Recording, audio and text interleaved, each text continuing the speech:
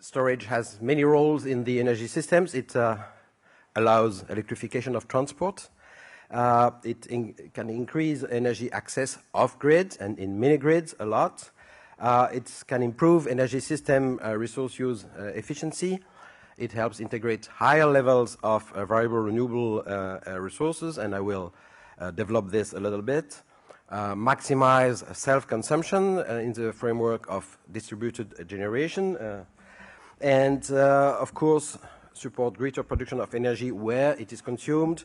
It could help alleviating congestion issues with respect to distribution networks or transport grids. And it helps improve the electricity grid stability, flexibility, reliability, and resilience.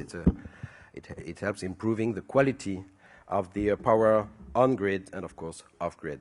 Next slide, please. But I think it's important to think broad and wide and to realize that storage can also help better integrate our electricity and heat systems. You can have heat storage before generating electricity in CSP plant. You can have heat storage at the end user place and use that heat storage in a way to avoid peaking, to reduce the peaking needs of the electricity system by using that electricity to generate heat when it costs less, when it's not peak demand, and then using it maybe during peak demand, and so reduce the peak demand addressed to the electricity system, etc. And this is true for industry, this is true for residential. So it's a wide area where you have to look at how you can integrate better the all energy systems. Next slide, please. Oh, I do have, by the way, thank you. Let me go through this slide, which show the 3 pillars of system transformation, how to go to large shares of variable renewables by 2050 in our climate-friendly scenarios, the 2DS scenario. We would see a big shift reversal. Instead of having 20% of global electricity from renewables, 10% from nuclear, and 70% from fossil fuels, we should see the share of renewables going from 65 to 85, depending on the variance in these scenarios. And of that, 30 to 40% would be wind and solar PV, what we call variable renewables. We would have a lot of hydro. We would have a significant amount of solar thermal electricity with built-in thermal storage.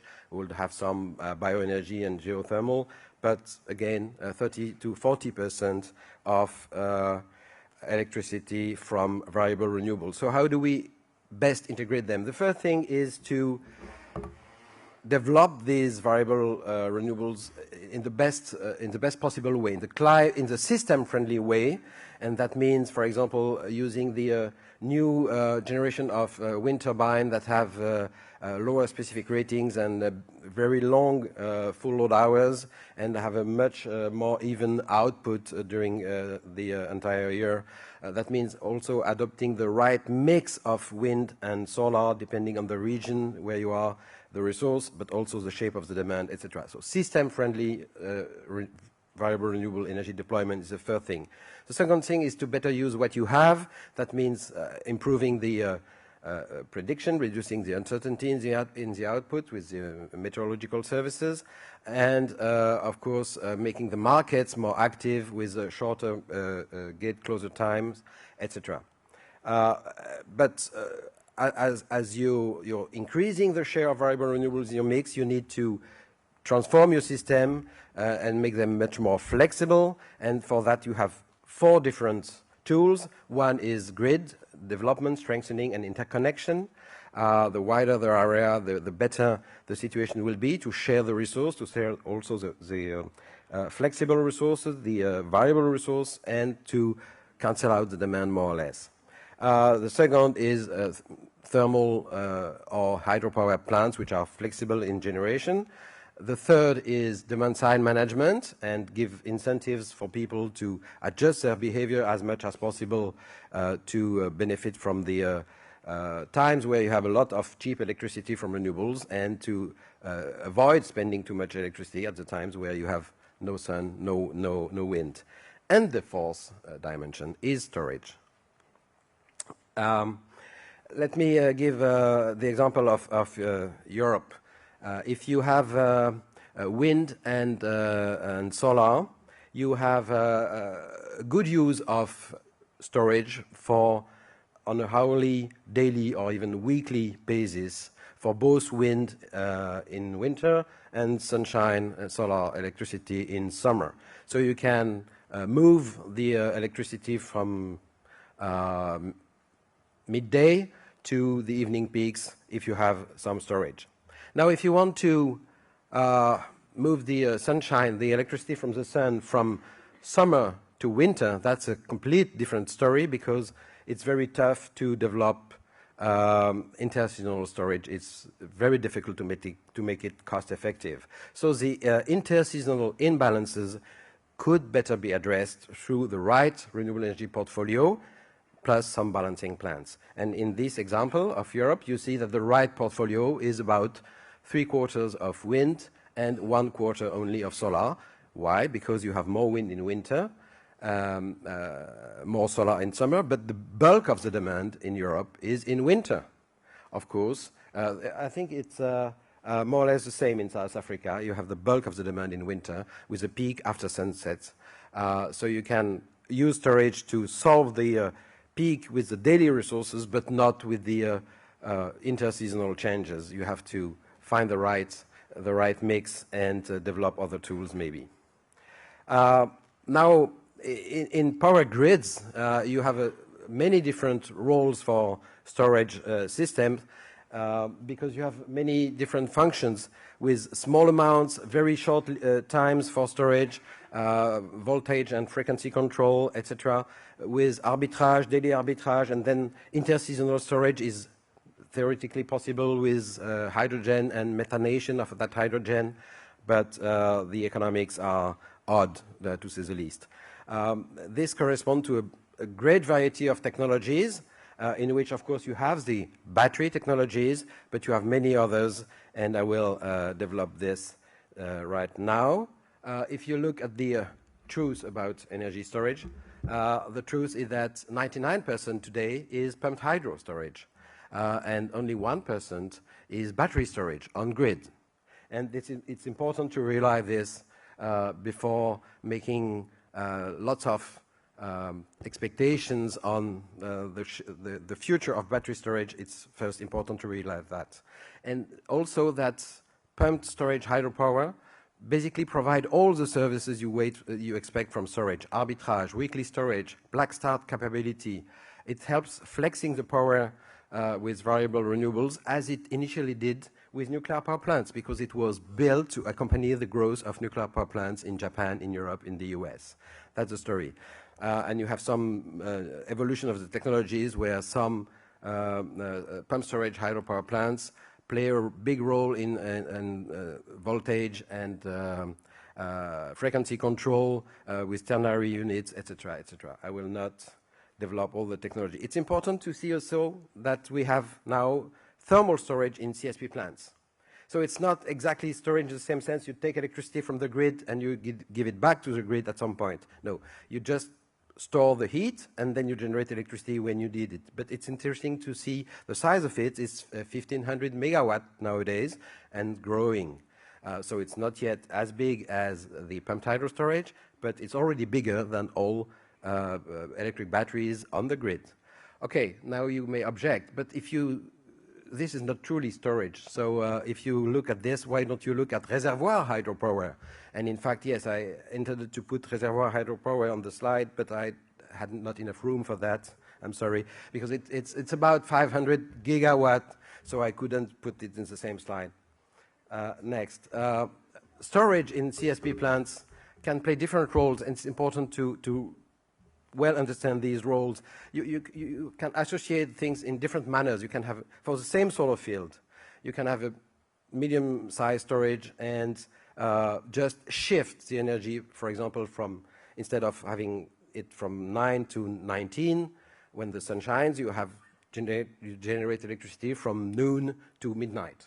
That's one option. Another option is to do base load, if you need base load, but it's not the option for now. Another option is to go more to mid-merit or peaking plants. I know Tobias will object on peaking, but peaking in the South African sense, which means 5 hours a day, both summer and winter, and you do a big storage and a big turbine with the same solar field, so you have an electricity that costs more but has a much higher value, and that's what matters. It's the difference between the cost and the value. When I show this, people usually say, well, okay, pumped hydro storage is important, but it's done, it's over. There is no capacity anymore. That's wrong on both fronts. First, because it's only true in mature economies that there is no room left for more reservoir hydropower. But pumped hydro storage is different from reservoir hydropower. You need a small place, atop a mountain, above a big reservoir hydropower that already exists. And in fact, there are plenty of options for doing that, of course, in developing countries, but also in industrialized countries. Here, the study made in Europe showing that the capacity of the potential capacity of pumped hydro storage in Europe is 10 times what we already have.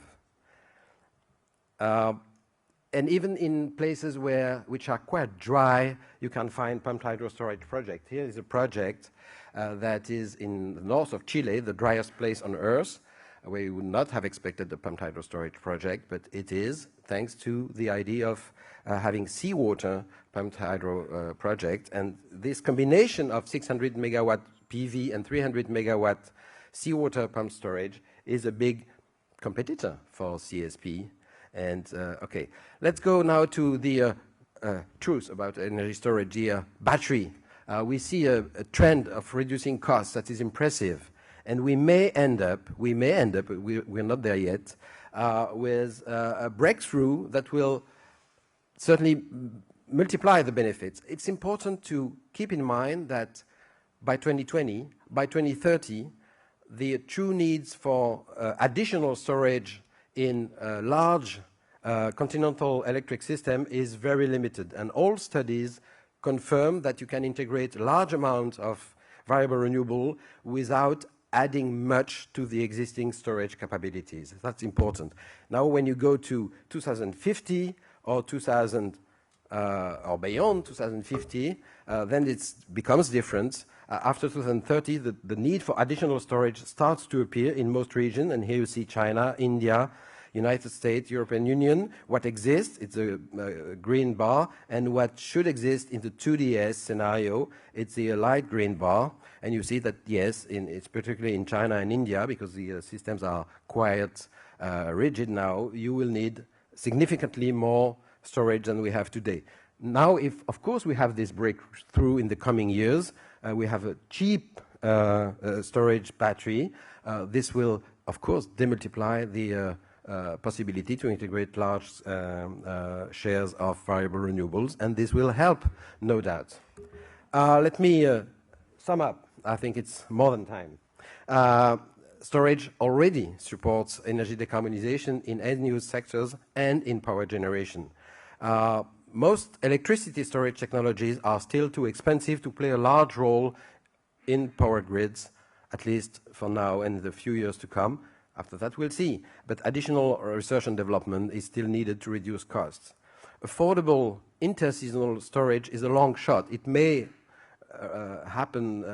emerge one day, but I'm not even sure that it will ever. If you compare with daily storage, you see that the return is 365 times slower with interseasonal storage. So it's not easy to make it affordable. Current power market design do not remunerate the service that storage provides. And that's a big issue for policymakers to transform this market design and to give proper value to all types of storage. Here in South Africa, they have given a proper valuation to thermal storage in CSP, but not to battery storage for PV. And no, there is no good reason. It should be the same for all technologies. Finally, Thermal energy storage systems, whether at end-use demand or in some plants, could make better use of wasted heat, and we have to also think on how to better integrate heat and electricity systems through storage. Thank you very much for your attention.